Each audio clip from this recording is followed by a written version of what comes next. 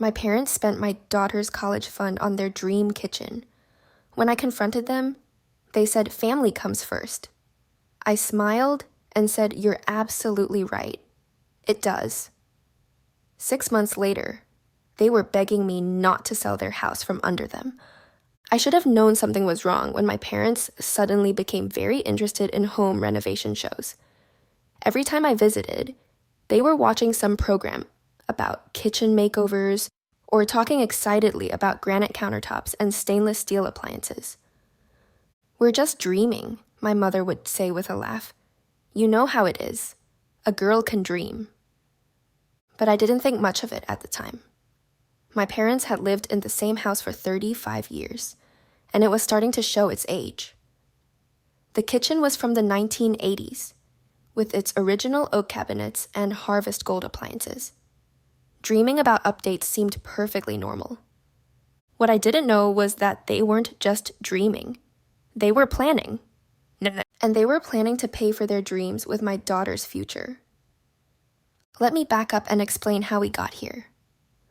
When my daughter Megan was born 18 years ago, I made a decision that would define the next 2 decades of my life. I was going to make sure she had every opportunity I never had. I was going to make sure college was never a question of whether we could afford it, but simply a matter of where she wanted to go. So, I started saving. $25 a week at first, when money was really tight and my husband Jake and I were just starting out. As our finances improved, I increased the amount. $50 a week, then $100, then more when Jake got promoted and I started working full-time. Every tax refund went into Megan's college fund. Every bonus, every overtime check, every dollar I could scrape together from our budget. When other families were taking vacations or buying new cars, we were putting money away for Megan's education. It wasn't always easy. There were times when I wanted to use that money for other things. When our car died and we needed a replacement. When the furnace broke in the middle of winter. When Jake was laid off for 3 months and we were living on my income alone. But I never touched Megan's college fund. Never.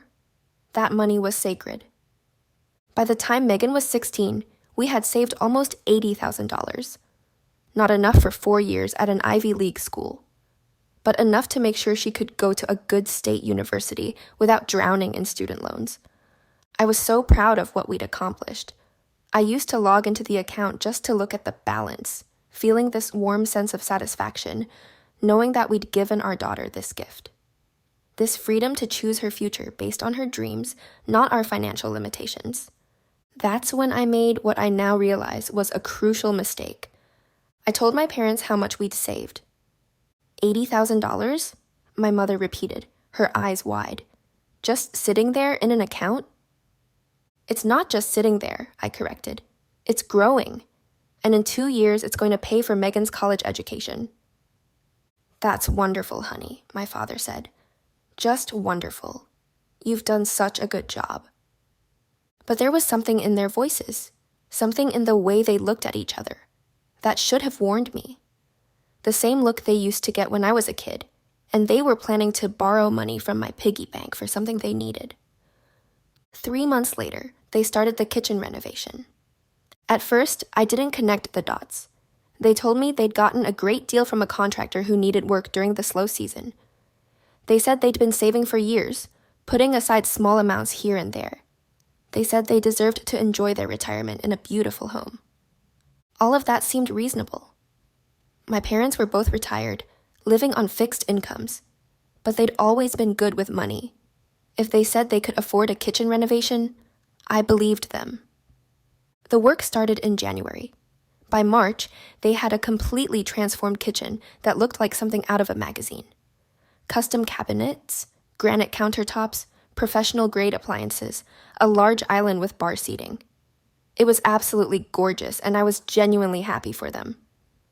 "It must have cost a fortune," I said, admiring the new breakfast nook. "Oh, you know," my mother said vaguely, "these things add up, but we're so happy with how it turned out." I should have asked more questions.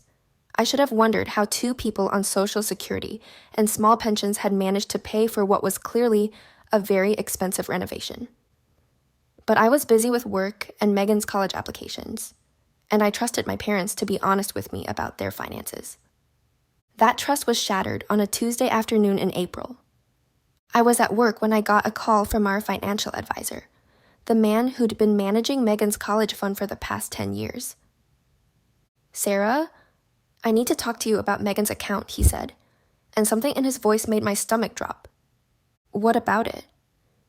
"There's been some unusual activity, large withdrawals over the past few months. I wanted to make sure you were aware of them." My mouth went dry. "What kind of withdrawals?" "3 separate withdrawals totaling $78,000. The account is nearly empty." The world tilted sideways. I had to grip my desk to keep from falling out of my chair. "That's impossible," I whispered. "I haven't authorized any withdrawals. Jake hasn't authorized any withdrawals. No one else has access to that account." "Actually, that's not quite true. When you opened the account, you listed your parents as emergency contacts with limited access. Over the years, that access was never revoked, and somehow it was upgraded to full access. I'm not sure how that happened. It might have been an error in our system, or—" He didn't need to finish the sentence. I knew exactly how it had happened. "When were the withdrawals made?" I asked, though I was pretty sure I already knew. "January 15th, February 20th, and March 10th.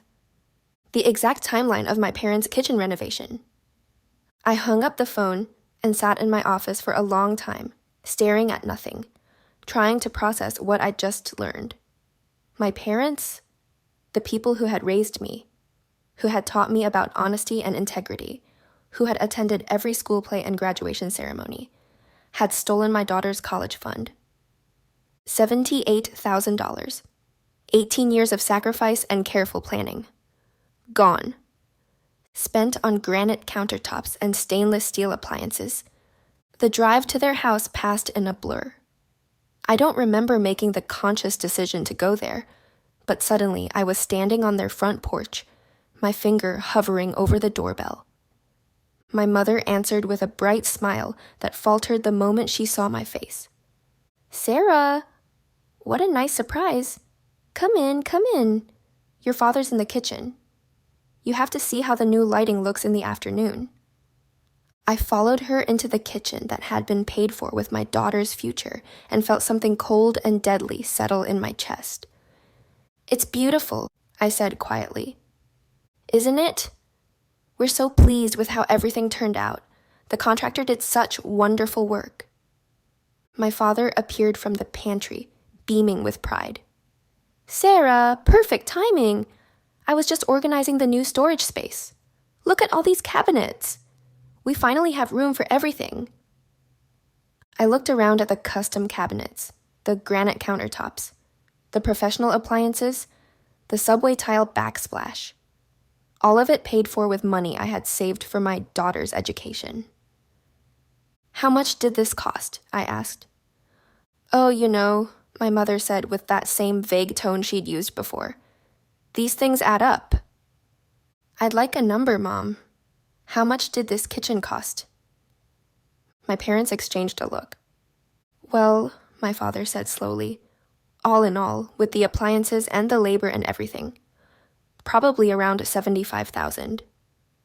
$75,000, I repeated. "It was a big investment," my mother added quickly. "But we plan to be in this house for many more years, and we wanted to enjoy it." "Where did you get $75,000? Another look between them. "We saved it," my father said. "Over time."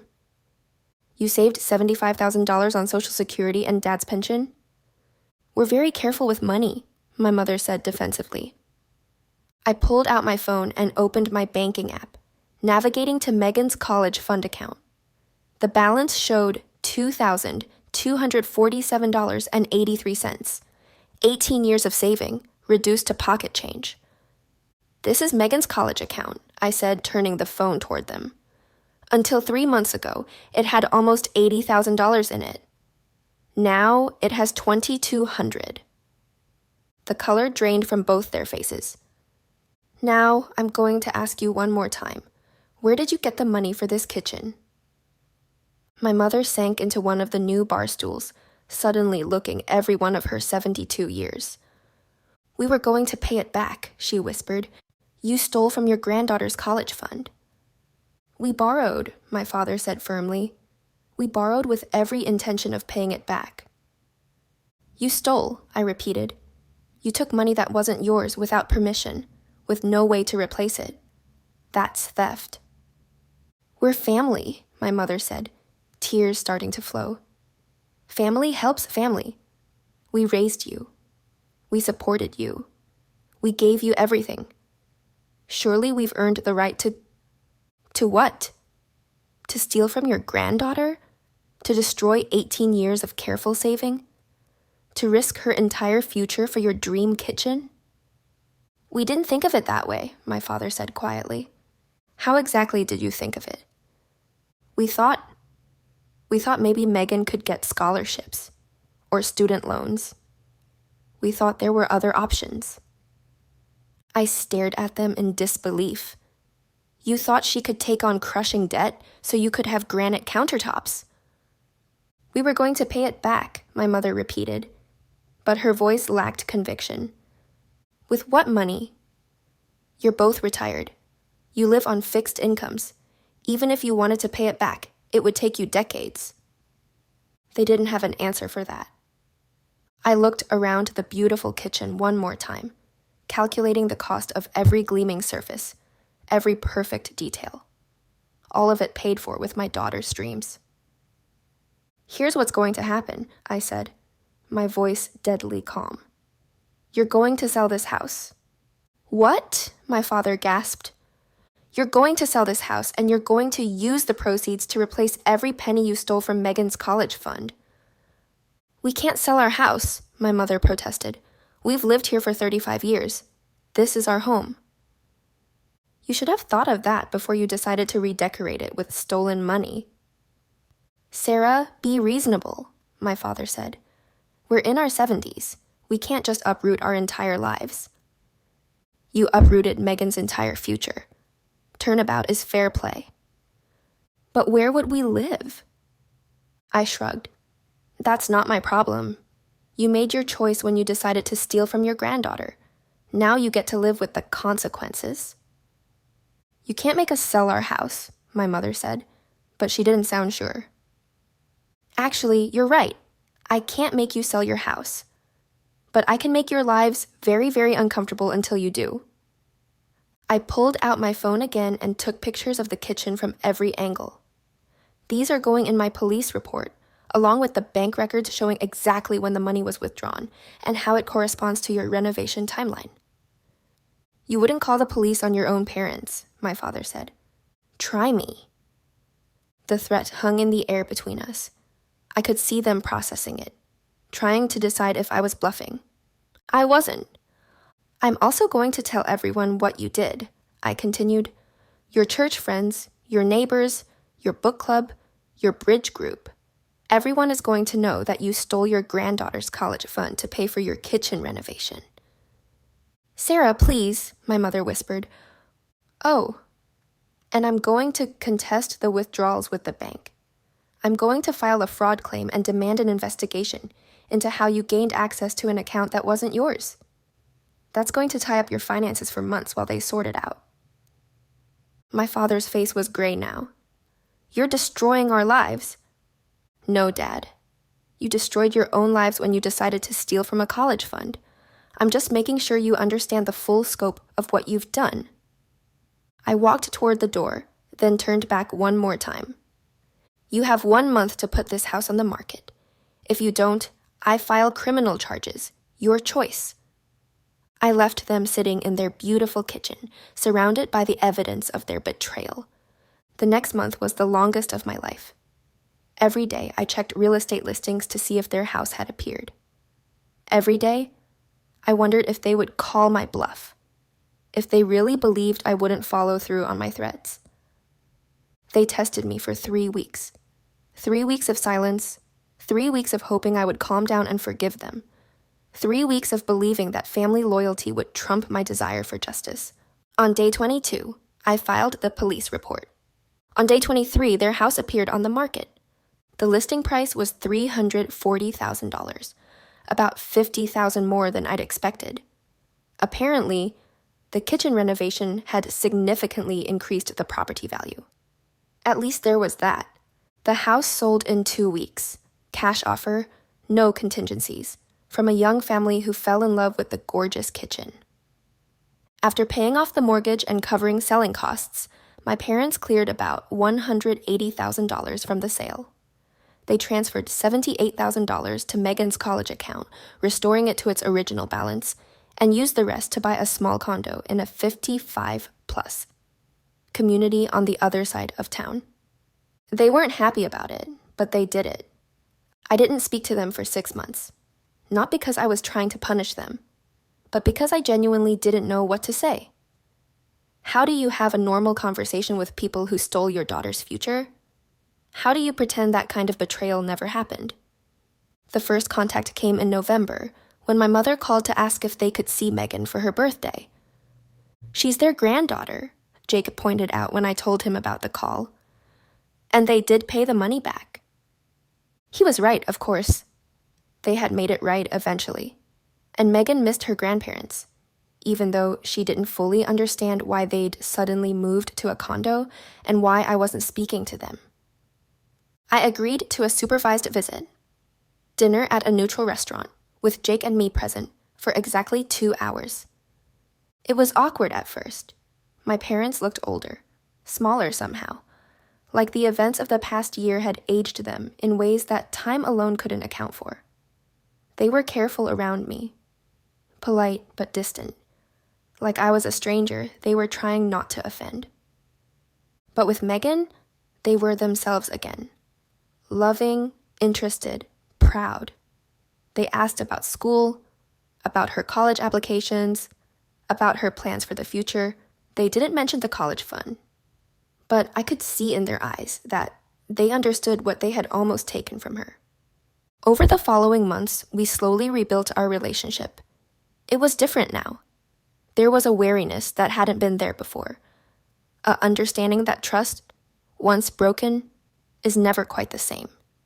But we found a way to be family again, carefully, cautiously. Megan got into her first choice university with a partial scholarship. Between the scholarship, the restored college fund, and a small student loan, she was able to graduate debt-free 4 years later with a degree in engineering.